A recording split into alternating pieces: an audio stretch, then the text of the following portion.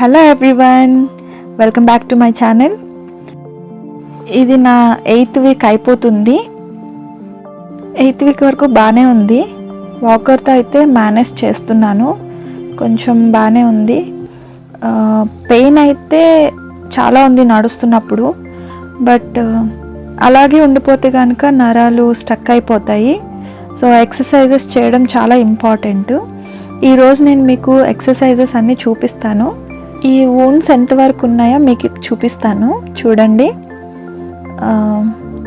Actually ఈ కింద tendon తీసిన దగ్గర నాకు ఎక్కువ హీల్ అవ్వడానికి టైం పట్టింది. అప్పుడు ఇక్కడ 5 పిన్స్ వేశారని చెప్పాను కదా. 5 పిన్స్లో సెకండ్ వీక్ పిన్ తీసేటప్పుడు 3 పిన్స్ తీసేసరికి అది కొంచెం అతుక్కోలేదు. మళ్ళీ దానికి ఇంకొక పిన్ వేశారు. సో అలాగ దానికి టైం పట్టింది. కొంచెం ఇప్పటికీ స్వెల్ ఉంది. అండ్ పైనవి చూస్తున్నారు కదా, పైనవన్నీ మ్యాక్సిమమ్ బయటకైతే అన్నీ అతుక్కుని కనిపిస్తున్నాయి. బట్ పెయిన్ అయితే ఉంది. లోపలంతా ఇంకా సూచర్స్ ఉన్నాయి, మినస్కస్వి. ప్రజెంట్ అయితే బాగానే ఉన్నాను. ఈరోజు మీకు ఎక్సర్సైజెస్ చూపిస్తాను. సో ఫస్ట్ అయితే సర్జరీ చేసిన లెగ్ ఉంది కదా, దీన్ని మనం కొంచెం లిఫ్ట్ చేయాలి. ఏంటంటే నీ బెండ్ అవ్వకుండా, ఇది చూడండి, కాలు ఎలా స్ట్రైట్గా ఉందో మనం ఆ పొజిషన్కి అలవాటు చేయాలి కాలుని. చూడండి, ఇలా స్ట్రైట్గా పెట్టి 10 సెకండ్స్ ఉంచాలి. తర్వాత మళ్ళీ మెల్లిగా లేపి మళ్ళీ 10 సెకండ్స్. అట్లా మనము ఎంత ఓపిక ఉంటే అంతవరకు చేసుకోవచ్చు.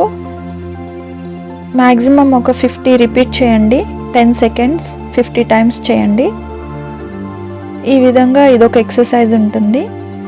నీకు కొంచెం స్ట్రెంథనింగ్ అవుతుంది అన్నమాట ఇది చేస్తే.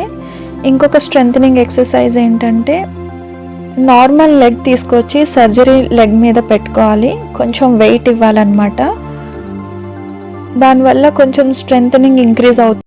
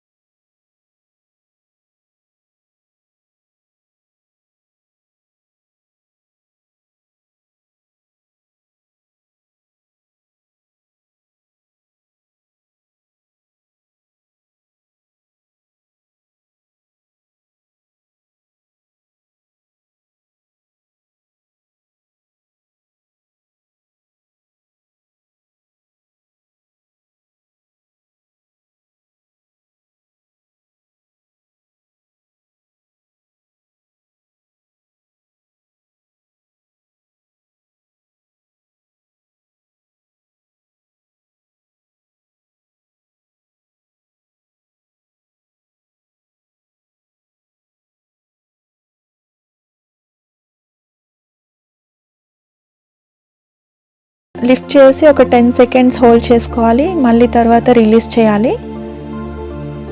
నీ అనేది స్ట్రైట్ ఉండాలన్నమాట. ఎందుకంటే నీ మనకి పెయిన్ వల్ల అది బెండ్ అయిపోతూ ఉంటుంది. ఆ బెండింగ్ అనేది ఓవర్కమ్ చేయాలి మనం. బెండ్ అయితే ఫ్యూచర్లో చాలా కష్టం, మళ్ళీ అది రీగైన్ చేసుకోవాలి. కాబట్టి ఇలాంటి ఎక్సర్సైజ్ కంపల్సరీ. నెక్స్ట్ ఎక్సర్సైజ్కి వెళ్దాము. సో ఇది ఫుట్ని టచ్ చేయాలన్నమాట హ్యాండ్స్తో. ఇది కూడా వన్ కైండ్ ఆఫ్ స్ట్రెచ్చింగ్ అన్నమాట. కింద నీలో ఉన్న నరాలన్నీ కొంచెం సాగుతాయి, బ్లడ్ ఫ్లో కూడా చాలా మంచిగా వెళ్తుంది. సో ఇది కూడా 10 సెకండ్స్ ఇలా చేయొచ్చు. ఇవి రిపీట్ చేస్తూ ఉండాలి 50 టైమ్స్ అన్న మీ కెపాసిటీని బట్టి. ఇక్కడ చూసారు కదా, ఈ నీ అయితే నాకు అసలు బెండింగ్ లేదు, మ్యాక్సిమం నాది కిందకి టచ్ అయిపోతుంది. ఒకవేళ నీ ఇక్కడ స్టిఫ్ అయిపోయిందంటే కిందకి ఫ్లోర్కి టచ్ అవ్వదన్నమాట కింద. బట్ ఇప్పుడు నాకు రెండు ఈక్వల్గా ఫ్లోర్కి టచ్ అయ్యాయి. అండ్ ఇంకొకటి ఎక్సర్సైజ్ చూడండి, ఇలా కాల్ని స్ట్రైట్గా లిఫ్ట్ చేయాలి. లిఫ్ట్ చేసి 10 సెకండ్స్ హోల్డ్ చేయాలి. ఆఫ్టర్ దట్ మళ్ళీ నెమ్మదిగా కిందకి దించేయాలి. సో ఈ విధంగా రిపీట్ చేస్తూ ఉండాలి. ఒక 50 టైమ్స్ అన్నా రిపీట్ చేసుకోవాలి. అండ్ నెక్స్ట్ యాక్చువల్లీ నాది ఎంతవరకు బెండ్ అవుతుందో మీకు చూపిస్తాను చూడండి. 60, 30, 60, 90 నుంచి 120, ఇప్పుడు 120 ఆల్మోస్ట్ దాటేసాను నేను. చూసారు కదా ఈ యాంగిల్, ఇంతవరకు అంటే కొంచెం మ్యాక్సిమం నేను రీచ్ అయిపోయాను. నార్మల్ని సర్జరీని రెండు ఈక్వల్గా ఉన్నాయి ఆల్మోస్ట్. పెయిన్ అయితే ఉంటుంది బట్ మేనేజ్ చేస్తున్నాను. ఇదైతే చేయాలి కంపల్సరీ. నెక్స్ట్ ఏదో ఒక టవల్ కానీ ఇలాంటి క్లాత్ ఏదన్నా తీసుకొని ఈ విధంగా కాళ్ళని మన వైపు పుల్ చేసుకోవాలి. ఇది కూడా ఒక type of strengthening exercise, stretching చేయాలన్నమాట. ఈ బెండింగ్ అనేది మనకి సెట్ అయిపోతుంది. ఎక్కువ బెండ్ ఉన్న వాళ్ళు ఈ విధంగా చేస్తే మనకి ఫోల్డ్ చేసుకోవడానికి కొంచెం ఈజీగా ఉంటుంది. ఎప్పటికీ అలా వదిలేయం కదా కాళ్ళని. మ్యాక్సిమం మనం ఎన్ని మూమెంట్స్ ఇస్తే అన్ని మూమెంట్స్ ఇవ్వాలి.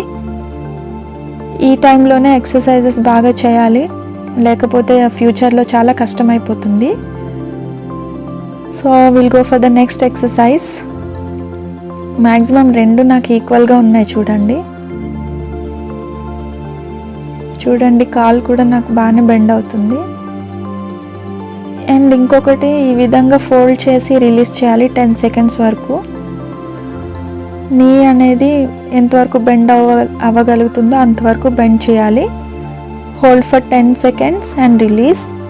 అలా 50 టైమ్స్ రిపీట్ చేసుకోండి మీ కెపాసిటీని బట్టి. Will go for the next one.